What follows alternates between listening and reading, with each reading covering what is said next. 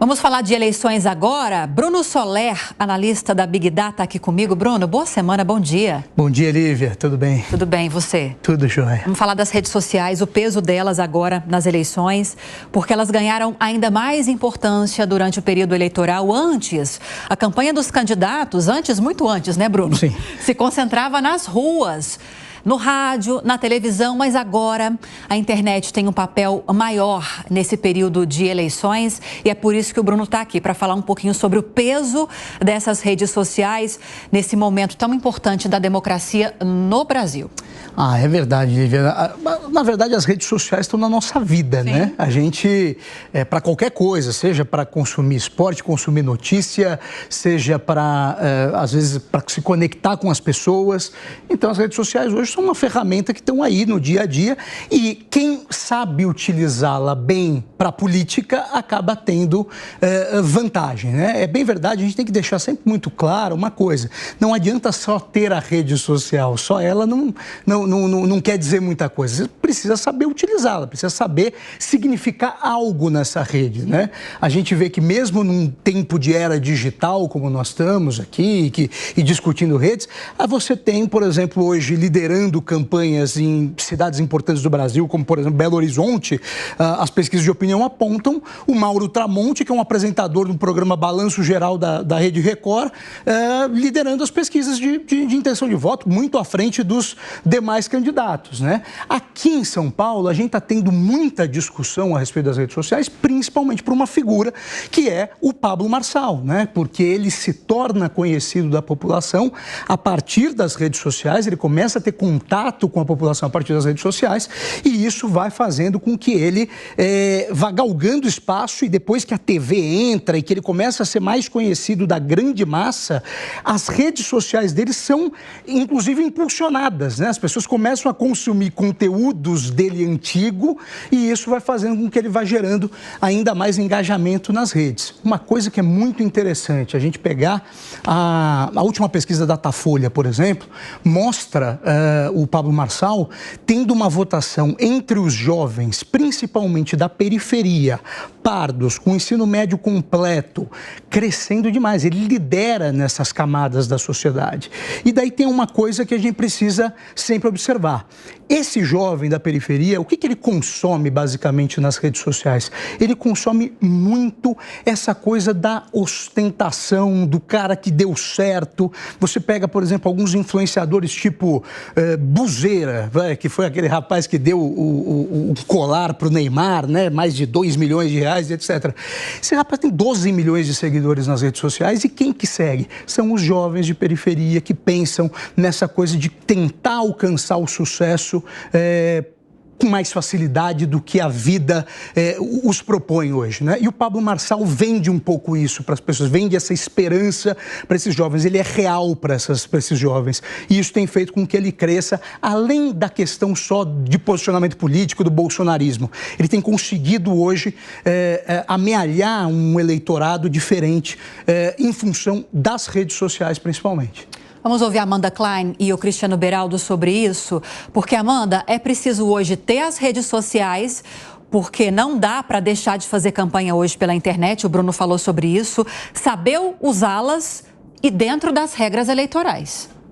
Eu acho que esse ponto é importantíssimo, Lívia, porque o que a Justiça decidiu nesse fim de semana, ao suspender as contas de Pablo Marçal, foi justamente que ele estava infringindo, violando a legislação eleitoral. Como? Porque ele estava usando terceiros para fazerem propaganda, aquele concurso dos cortes. Isso não é permitido pela lei eleitoral, a monetização desses cortes. Então, quando o PSB da deputada Tabata Amaral, que também é candidata à Prefeitura de São Paulo, entrou com essa ação na Justiça, ela colocou ali uma série de provas que mostravam que o Pablo Marçal fazia concurso, não é de hoje, é verdade, mas também tem feito recentemente, manteve durante a sua pré-campanha e durante a sua campanha concurso para monetizar quem conseguisse o maior engajamento naqueles cortes que ele faz de diversas aparições suas. Isso é proibido pela lei eleitoral, portanto, ele teve as suas contas suspensas. E automaticamente ele usou isso a seu favor. Ele disse, isso de alguma forma reforçou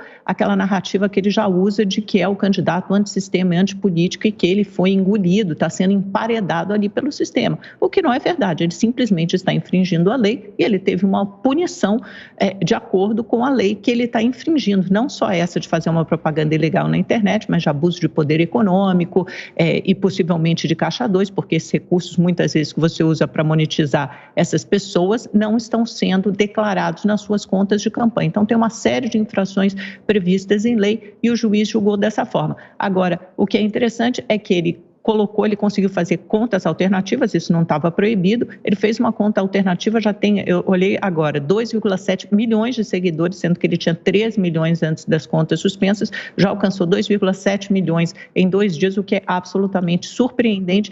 E vamos ficar de olho também para saber se a partir do dia 30 de agosto, quando entra a campanha de rádio e TV, e aí o Ricardo Nunes tem 70% desse tempo, se ele vai conseguir avançar com essa força grande que ele vai ter no rádio e TV ou não, se Pablo Marçal na internet vai superar isso. O problema é que a gente tem que olhar essa situação em 3 aspectos. Primeiro é que o modelo que Pablo Marçal usa de comunicação, a gente precisa lembrar que ele é um comerciante, ele vende seus cursos, ele vive disso, e ele tem uma tecnologia que foi desenvolvida nos Estados Unidos para fazer esse estímulo à divulgação de conteúdos, e conseguiu usar essa tecnologia, esse conhecimento dele para criar um ativo eleitoral, um ativo político. E aí o TSE tem que olhar para isso como uma realidade. Não adianta simplesmente querer proibir tudo, porque isso acontecerá. Esse modelo Pablo Marçal será replicado com mais ou menos sucesso por outros candidatos, por outras figuras públicas. Então, tem que olhar como uma realidade e entender qual caminho trilhar para lidar com essa realidade. Outro aspecto é que Tabata Amaral é a única candidata até aqui que, no ambiente da internet, conseguiu ou está conseguindo responder a esse modelo de campanha de Pablo Marçal. Ela tem feito vídeos bem produzidos, ela com uma roupa de investigadora, mostrando todo o passado meio obscuro de Pablo Marçal e etc. E o terceiro elemento que a gente tem que olhar é que Pablo Marçal, ele vende seus cursos, alguns por valor bastante relevante. Hoje, o que ele conseguiu, a gente viu aqui no comentário do Bruno, várias pessoas vieram segui-lo e que estão apoiando a sua candidatura são de camadas de renda mais baixa. E agora ele fez uma promoção onde ele vende por R$390 todo o conteúdo que ele já produziu de cursos. Se ele vender para 500 mil pessoas, e considerando que é Pablo Marçal, a repercussão que ele tem, se ele vender para 500 mil pessoas esse pacote, ele vai faturar quase 200 milhões de reais. Então, Pablo Marçal já ganhou nessa eleição, seja o cargo de prefeito, seja dinheiro, muito dinheiro.